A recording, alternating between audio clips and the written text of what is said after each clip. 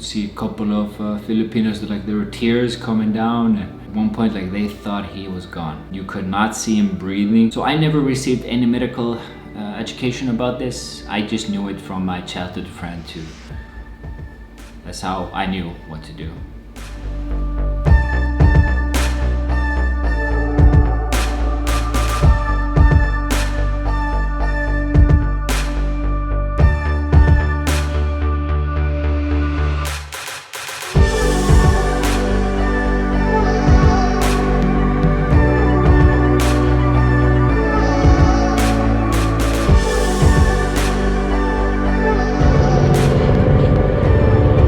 I think that's our ship. Kuya, is this to go? No. Motorbike first then, or the other trucks? Trucks first. Guys, we have some bad news.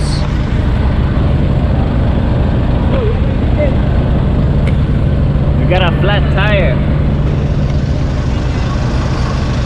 So once we get to Surigao, we gotta fix that. We have a flat tire. It's a flat tire.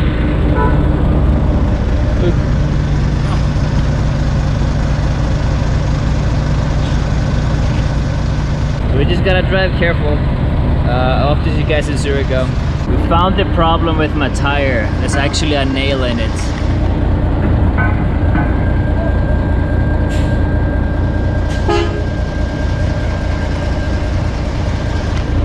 So, not a good start. We gotta go find a place to change the tire. I just bought this like 2-3 weeks ago. Brand new.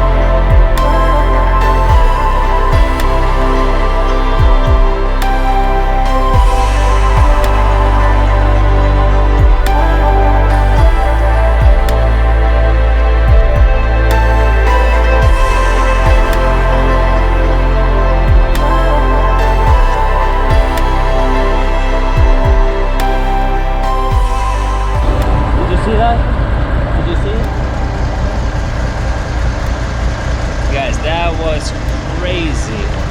Why? I thought he was dead. He looked white. Oh, Did you see that? You see it? did you see what happened? Did you see it? No. He got a shock. He got a shock, and then it started bleeding out of his mouth, and then it got white, like white like me. I thought he was dead. Bleeding blood? Huh? Bleeding blood? Bleed out of his mouth. That was. Guys, we'll talk about that later. Alright, we're on the boat now. We have a lot to talk about after that. Poor guy, poor guy. It's a bit tight in here. Okay, I go here. Thank you. Thank you, Kuya.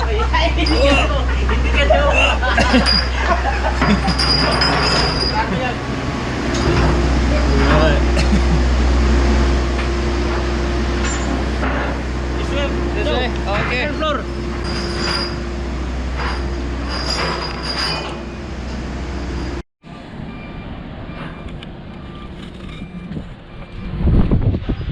Okay, so here's what happened. I lost a friend, a good childhood friend in Iceland from a seizure.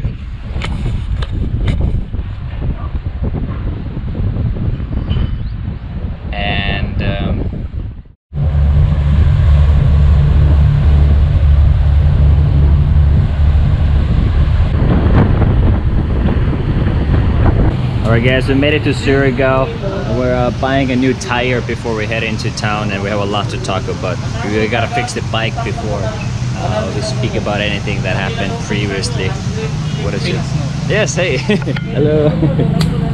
We have a follower at the shop. My tire has a nail in it. And I just bought it. It's a brand new tire, but we gotta buy a new one. Alright, thank you guys. Take care, thank you. We got the tire, guys. Now we gotta go to the Vulcan shop and change it.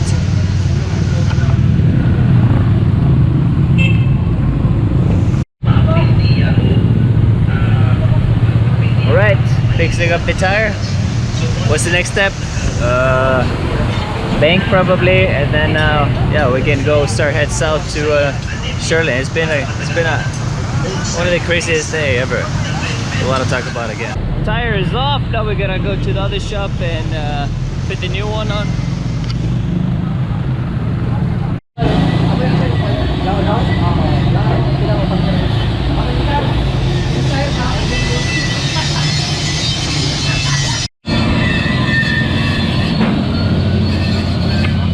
That was the fastest tire chasing I've ever seen. That was maybe 2-3 minutes.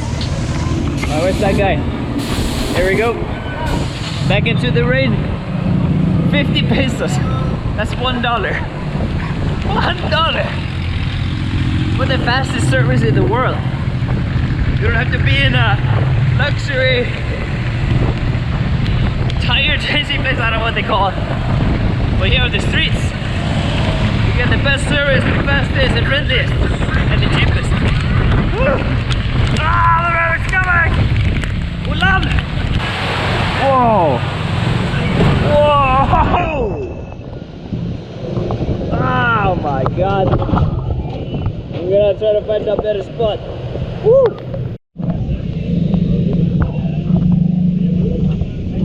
Guys, tire is already on. This, hey, this is the fastest Vulcan shop I've ever done in the Philippines. This is taking like maximum 5 minutes. Buy a new tire, take it off, change it, and back here, gone. 5 minutes.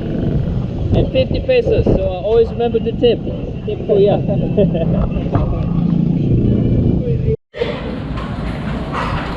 Alright guys, it's 4 p.m. already. We still have a 2-hour drive to go on the East Coast to visit Lapla. So many things that happened for the last 24 hours. It's probably been the craziest day of 2019 for me, but just getting some food re-energized because we have quite a long drive and it's most likely gonna be raining. We got this beautiful spaghetti lasagna.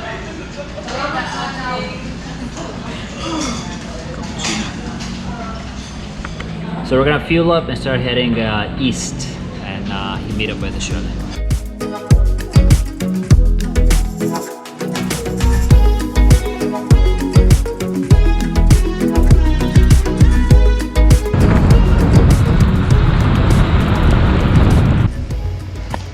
Made it to a resort called the Oasis. I think this is still part of Surigao. And yeah, I'm waiting for Shirley, and she should be here anytime soon. And I think she's doing an event now, or it's finished, or they're gonna pick me up. I'm not sure, but I'm supposed to wait for them here. My stomach is hurting. I'm in such a pain. It was one of the more painful rides I've ever done because I think it's because I didn't eat all day. I calculated, I didn't eat for 22 hours. There was so much happening. Cramps and, you know, pain through all my body. But anyways, we made it here. It's part of the adventure, part of the fun. And we're gonna wait for Shirley somewhere in here. We also saw some lights in the distance, you know, like they're calling Batman. You know, those lights beaming into the sky. I don't know if you can see that.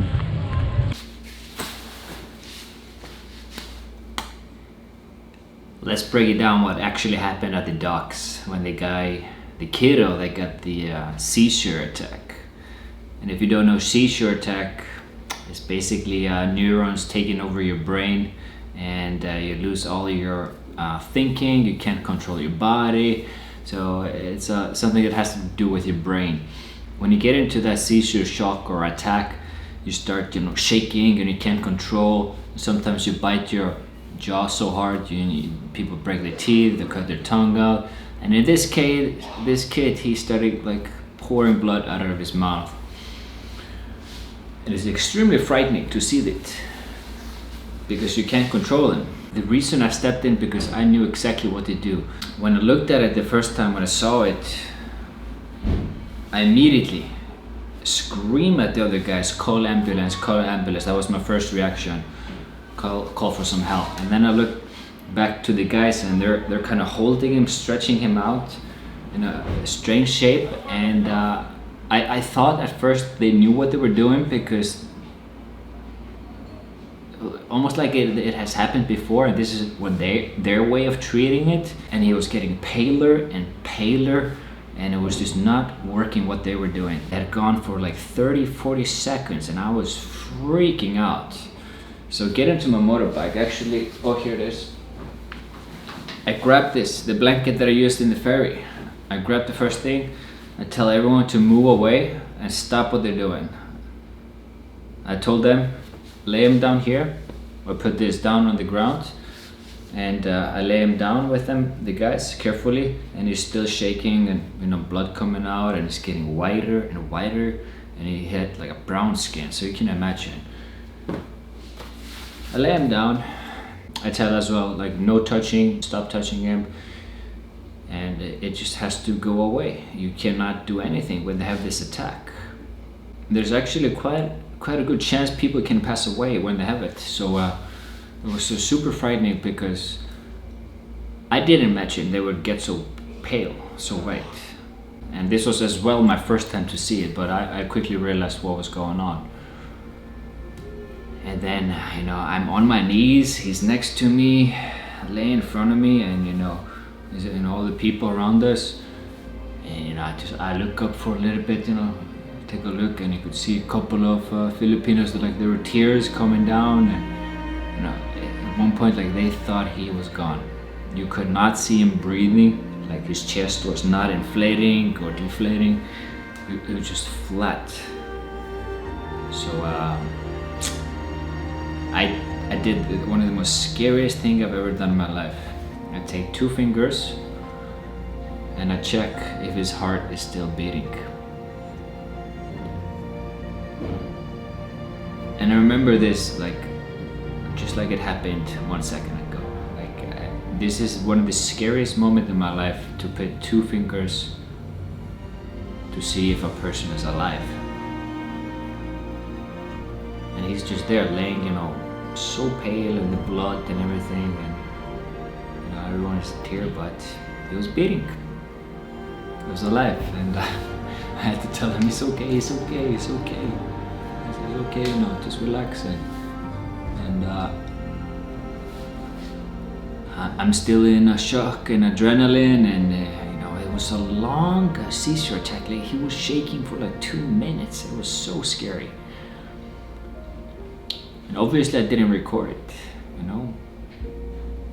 I get into this zone. I just zone out, and I know what to do, and I do it. After we pulled him up 30 minutes later, I took my GoPro out a little bit, and when they walked him by us, I touched his head, goodbye and all that. But then a little bit later, I came back to them and see what they were up to, how they were treating him, because I don't think any of them knew what happened. So they all said it was the first time. So I tried to explain to them, this was a seizure attack. You need to see medical attention and check out his condition so he can prevent it in the future. Because if you have one seizure attack, usually you can never, for example, drive again in your life. You're not allowed to drive a vehicle. Because what happens is, if you drive a vehicle and you get a seizure attack, then you're risking your life and other people around you.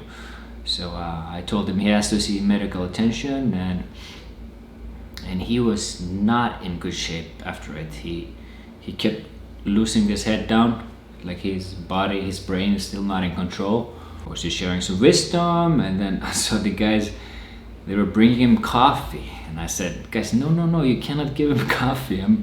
Maybe correct me if I'm wrong, but I'm pretty sure you're not supposed to give people caffeine after any conditions. Like if you're sick or have attacks, never get coffee. It's never good. So I gave them my Gatorade bottle. I told this story on my Instagram, and I got so many comments, beautiful comments, hero and all that, but this no. It's just right moment and the right time. I think that's the best comment that I got on Instagram, is that, you know, the world works in a mysterious ways, and a lot of you guys are religious, and I got a lot of comments about God sent me there. Maybe it was no coincidence that I missed my ferry. It was no coincidence it was fully booked. It was no coincidence I was supposed to go on that long journey to Mindanao and through Leyte, where this happened. Because if I had gone on the original ferry, this would never happen. I would just go straight to Surigao. So that made me think. The world works in mysterious ways. Here's a little bit of education about seizure attack. If anyone has it around you, you're supposed to take the person, lay him down on the ground, on the side, and make sure his feet are like a little bit separate apart, because they do a lot of kicking. Nothing around them, just try to make a flat ground and make sure his head is not bouncing on the ground. And of course stay warm, and just has to fade away. You're not supposed to touch them or hold them down. Like the guys were actually holding him down, trying to make him not move these spastic movements. So that was not, you're not supposed to do that. Just let them do their thing. And that's basically it. There's nothing you can do really except lay them down. That's simple as that. So I never received any medical education about this. I just knew it from my childhood friend who we believe passed away in the same way during the seizure attack. So that's how I knew what to do.